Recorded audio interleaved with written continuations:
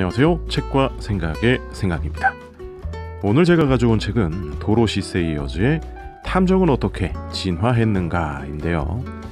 제가 전철에서 이 책을 읽다가 5정거장을 지나쳤습니다. 여러분 5정거장 지나쳐 보셨나요? 저는 한두 정거장은 있어도 5정거장은 처음입니다.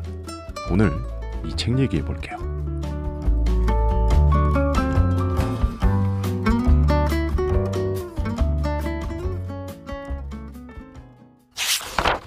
정의의 기사들은 더 이상 괴물을 쫓지 않습니다. 우리도 기사들에게 보호를 요청하지 않죠. 이제는 경찰관이 살인범을 뒤쫓습니다. 의학적이고 과학적인 전문 분석이 이루어지고요. 19세기 후반, 탐정은 영웅적인 기사들의 후임자가 됩니다. 그런데 탐정 소설은 모든 곳에서 꼽히지 않고 일정 지역에서만 발전하게 되는데요. 왜 그런 걸까요? 만개한 형태의 탐정 소설은 앵글로색슨족 사이에서 발견됩니다. 탐정 소설이 발전하려면 먼저 대중이 법과 질서의 편이 돼야 하는데요. 과거에는 통상적인 형사 절차가 체포, 고문, 자백, 죽음이었습니다. 이런 사회에서는 증거를 중시할 리가 없겠죠. 저놈을 매우 쳐라. 네 죄를 네가 알렸다. 이러고 있으면 탐정 소설이 발전할 수 없습니다. 그래서 초기 범죄 문학은 오히려 범죄자가 칭송을 받았습니다. 아주 교활하고 기민할수록 더 칭송을 받는 거죠. 법이 임의적으로, 억압적으로, 폭력적으로 집행되면 탐정 소설도 발전할 수 없습니다. 영국 대중은 경찰 편을 드는 걸로 유명했다고 합니다. 그리고 스포츠맨십, 범죄자에게도 페어플레이, 이런 전통을 가진 게 영국 법률이었기 때문에 탐정 소설 창작에도 유리했습니다. 프랑스는 거리 경찰의 지위가 영국만큼은 못 됐다고 해요. 그래도 수사반은 훌륭하게 조직돼 있어서 탐정 소설이 상당수 쏟아졌다고 합니다. 하지만 유럽 남부 국가들에서는 법이 덜 존중되다 보니까 탐정 소설도 적었다고 하네요. 영국 대중하고 프랑스, 독일 대중의 취향은 또 달랐는데요. 프랑스인들과 독일인들은 외적인 것보다는 심리학적 진실을 중시했다고 합니다. 반면에 영국인들은 사람이나 사물의 외적인 상세 묘사, 물질적 정확성에 크게 관심을 기울였다고 합니다. 탐정 소설은 발자국, 혈흔, 일시와 장소, 인물의 윤곽, 이런 게 중요하잖아요. 결국 탐정 소설은 앵글로색슨 국가의 효율적인 경찰 조직이 수립되고 나서야 발전하게 됩니다.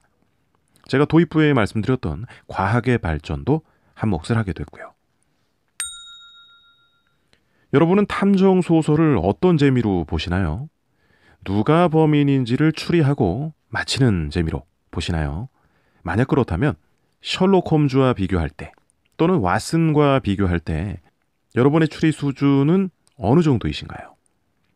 홈즈보다는 못해도 왓슨보다는 한 수 위이신가요? 저자의 말을 들어보겠습니다. 독자는 이처럼 혼잣말을 한다.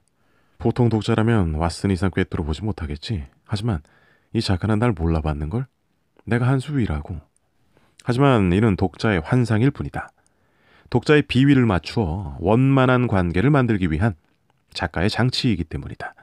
독자는 속기 좋아하는 한편 내가 그랬잖아 내지는 아까 눈치챘지 라고 말하기도 좋아한다. 우리가 왓슨보다 한 수 위일 수 있는 건 바로 이런 이유 때문입니다. 모르시는 게 나을 뻔했나요? 뛰어난 탐정과 약간 둔한 조수의 조합은 에드가 앨런 포의 작품에서부터 두드러진 흐름이 됐다고 하는데요. 이 조합의 이점 중 하나가 이겁니다. 왓슨의 둔한 눈과 혼란스러운 마음에 비치는 대로 단서를 묘사함으로써 작가는 짐짓 솔직한 척하는 모습을 유지하는 한편 단서들에 대한 해석을 좌우하는 특별한 지식을 독점할 수 있다. 1840년부터 1845년 사이 에드가 앨런 포는 5편의 이야기를 창작하게 되는데요. 이 이야기 속에서 이후로 영원히 남을 탐정 소설의 일반 원칙들이 정해졌다고 합니다. 그리고 나서 코난 도일이라는 대표 작가가 나타나기까지 40년이 걸리는데요. 이 기간 동안은 이 포가 이룬 공식이 무시되고 다른 2가지 경향이 나타납니다. 바로 감각주의와 지성주의입니다. 감각주의 작품에서는 스릴 위에 스릴이 쌓이고 불가사의에 불가사의가 쌓이죠. 독자는 당혹에 당혹을 거듭하다가 마지막 장에 가서야 모든 걸 알게 됩니다. 지성주의 작품은 사건이 풀릴 때까지 조용히 단서에서 단서로 쫓아다니는 탐정과 동행하면서 주어진 재료들을 직접 맛보게 되는데요. 여러분은 어느 쪽이 좋으신가요? 순전히 감각주의적인 작품은 많지만 순전히 지성주의적인 작품은 드물다고 합니다. 현대 작가 중에서는 여기서 저자가 말하는 현대는 1928년입니다. 프리먼 윌스 크로프츠가 지성주의적인 작품을 쓴 작가라고 해서요. 크로프츠의 책을 바로 한 권 주문했습니다. 굉장히 기대가 됩니다. 그의 작품 속에서 갖은 고생을 다하는 탐정들은 항상 페어플레이를 하면서 단서들을 찾는 족족 독자들에게 펼쳐 보인다. 지적인 정신을 가진 독자의 입장에서는 더 바랄 나위가 없을 정도다. 이런 유형의 추리소설 작가들이 품은 목표는 독자로 하여금 결말에서 그래, 그럴 줄 알고 있었지 라고 말하게 하는 것도, 그렇다고 해서 이럴 줄 꿈에도 몰랐네 라고 하게 하는 것도 아니다. 그들의 목표는 독자가 물론이지, 이걸 보지 못하다니 이거 얼마나 멍청했어, 계속 코앞에 있었는데 라고 말하게 하는 것이다. 1887년 마침내 셜록 홈즈가 폭탄처럼 떨어집니다. 그 이전에 등장한 새로운 유형들 이야기는 제가 건너뛰었는데요. 그것도 아주 재밌습니다. 제가 여러분을 위해 아껴놓았습니다. 이 책의 저자 도로시 세이어즈는 여성 작가인데요. 뛰어난 여성 탐정은 아직 창조되지 않았다고 하면서 만들어지지 않은 이유를 날카롭게 설명하고 있더라고요.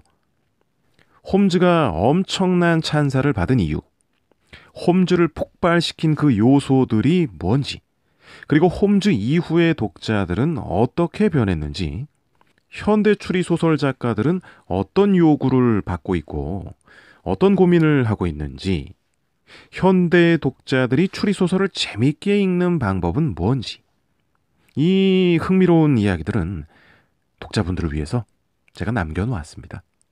직접 확인해 보시기 바랍니다. 도로시 세이어즈의 탐정은 어떻게 진화했는가를 소개해드렸습니다.